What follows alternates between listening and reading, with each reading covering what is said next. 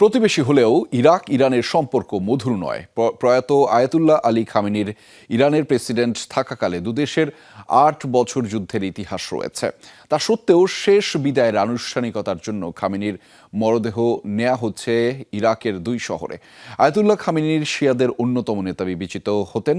মূলত নাজাফ ও কারবালা ২ শহরই শিয়াদের কাছে ধর্মীয়ভাবে গুরুত্বপূর্ণ, আর তাই তার কফিন নেওয়া হচ্ছে পবিত্র এই ২ স্থানে।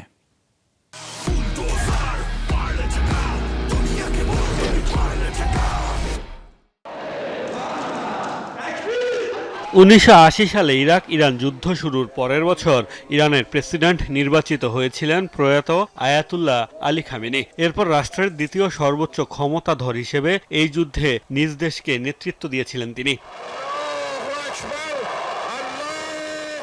খামেনি সর্বোচ্চ নেতা হওয়ার পরও টানাপোড়েন চলছে দুদেশের মধ্যে। তার আমলে ইরাকে গড়ে ওঠে বেশ কয়েকটি প্রতিরোধ বাহিনী, যারা মূলত ইরানেরই অনুগত।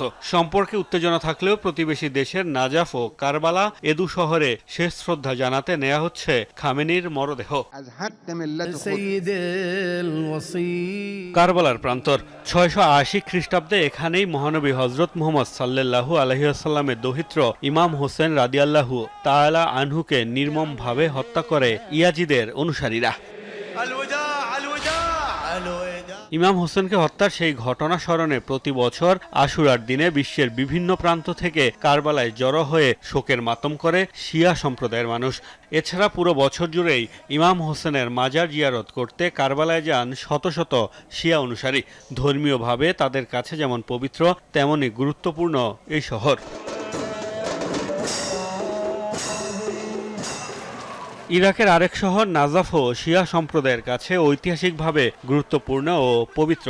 শিয়াদের প্রথম ইমাম ও হযরত মুহাম্মদ সাল্লাল্লাহু আলাইহি ওয়াসাল্লামের জামাতা হযরত আলী রাদিয়াল্লাহু তাআলা আনহুর মাজার অবস্থিত এই শহরে। এটি শিয়া মুসলিমদের জ্ঞান চর্চার কেন্দ্র। বহু আলেম, অধ্যাপক এখানে অধ্যাপনা, গবেষণা ও বসবাস করেন। শুধু ইরানের সর্বোচ্চ ধর্মীয় নেতাই নয়, আয়াতুল্লাহ আলী খামেনি বিবেচিত হতেন পুরো বিশ্বের শিয়া সম্প্রদায়ের অন্যতম নেতা হিসেবেও। মূলত ধর্মীয় গুরুত্বের কারণেই আয়াতুল্লাহ আলী খামেনির মরদেহ নেওয়া হচ্ছে ইরাকের ২ শহরে, যেখানে তাকে শেষ শ্রদ্ধা জানাবেন শিয়া অনুসারীরা। মোস্তফা মাহমুদ, যমুনা নিউজ।